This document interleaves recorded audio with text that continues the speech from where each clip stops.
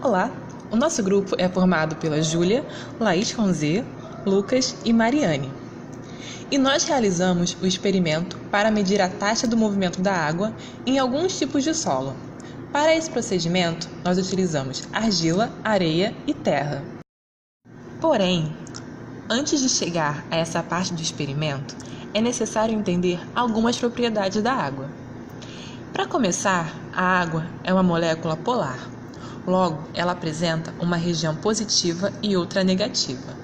Essa particularidade nas moléculas da água leva à formação de ligações de hidrogênio, que é uma ligação fraca, porém garante uma alta interação entre as moléculas do mesmo tipo. Dentre os processos que promovem o movimento da água, a difusão tem relação com o gradiente de concentração. Dessa forma, o movimento ocorre do meio mais concentrado para o menos concentrado.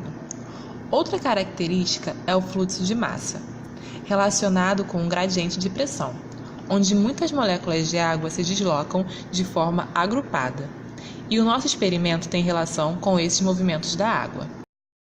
Para começar, nós pegamos 3 garrafas plásticas e cortamos a parte de cima para servir como recipiente e funil. Adicionamos um filtro de café em cada uma das garrafas para colocar o solo e recolher a água na parte de baixo. Foram utilizados 3 tipos de solo. A areia, que possui partículas que podem medir 1 milímetro de diâmetro ou mais. Possui uma superfície por unidade de grama de solo relativamente pequena e grandes espaços ou canais entre as partículas. A argila possui partículas menores que 2 micrômetros de diâmetro. Tem áreas de superfície muito maiores e menores canais entre as partículas.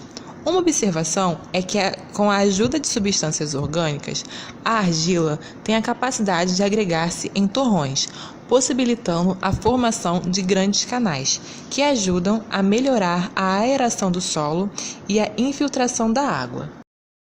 A princípio, nas orientações do trabalho, esses 2 tipos de solo seriam suficientes, porém, resolvemos acrescentar a terra, pois seria o tipo de solo intermediário entre a areia e a argila.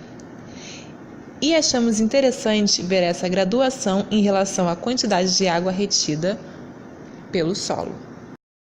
Após deixar os 3 tipos de solo secando na estufa, por tempo suficiente para que houvesse a evaporação da água, nós colocamos a mesma quantidade de solo em cada um dos recipientes e então adicionamos a mesma quantidade de água em cada uma das garrafas, como é possível observar no vídeo.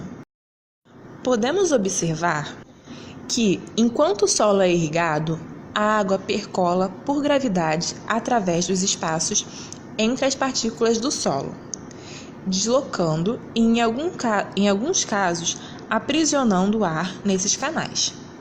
A água é puxada para dentro dos espaços entre as partículas do solo por capilaridade. Os menores canais são preenchidos primeiro. Dependendo da sua quantidade disponível, a água no solo pode atuar como uma película aderente à superfície das suas partículas. Ela pode preencher os canais menores, mas não os maiores, ou podem preencher todos os espaços entre as partículas. A água tem uma tensão superficial que tende a minimizar as interfaces ar-água. No entanto, devido às forças de adesão, a água também tende a se prender às superfícies das partículas do solo. À medida que o conteúdo de água do solo decresce, a água retrocede para os interstícios entre partículas do solo, formando superfícies ar-água, cujas curvaturas representam o balanço entre tendência de minimizar a área de superfície de interface ar-água e a atração da água pelas partículas do solo. A água sobre uma superfície curva desenvolve uma pressão negativa. Como é possível observar pelo resultado do experimento, o recipiente da argila é o que está retendo a maior quantidade de água contra a força da gravidade, que era o esperado. tendo como dados bibliográficos de que o solo argiloso pode reter até 40% da água por unidade de volume, devido aos espaços pequenos entre as superfícies das partículas. Já o recipiente com o solo arenoso, por apresentar partículas maiores, a água tende a drenar a partir deles e permanecer somente entre as superfícies das partículas e nos espaços onde as partículas entram em contato. Com isso, uma maior quantidade de água é captada na garrafa. Em relação ao recipiente contendo a terra, foi possível observar a característica do meio termo entre os solos esperados, tendendo para o solo arenoso, possivelmente pelo tamanho maior das partículas na amostra coletada. Sendo assim, essas foram a quantidade de água que não foram retidas pelo solo ao decorrer do experimento, seguindo essa ordem de retenção do maior para o menor: argila, terra, areia.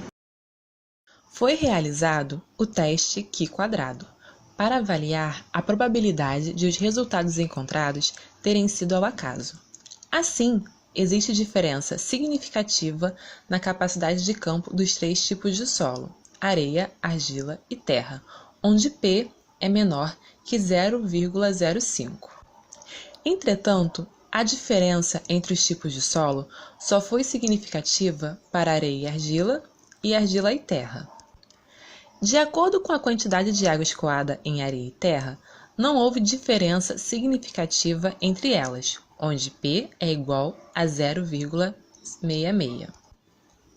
Acreditamos que o resultado encontrado foi referente à granulometria similar dos solos e também à não homogeneidade dos grãos de terra, uma vez que este solo não somente tinha grandes pedaços de terra compactados, mas como também havia presença de entulhos como gravetos, o que provavelmente conferiu maior área de escoamento para a água. Bom, nós utilizamos essa referência aqui do livro do Tadzagher para a montagem do roteiro. E aqui estão os créditos das imagens utilizadas. As imagens e os vídeos que não têm créditos são do grupo mesmo, do experimento que a gente fez. Então, por hoje é só. Não vai ter próxima.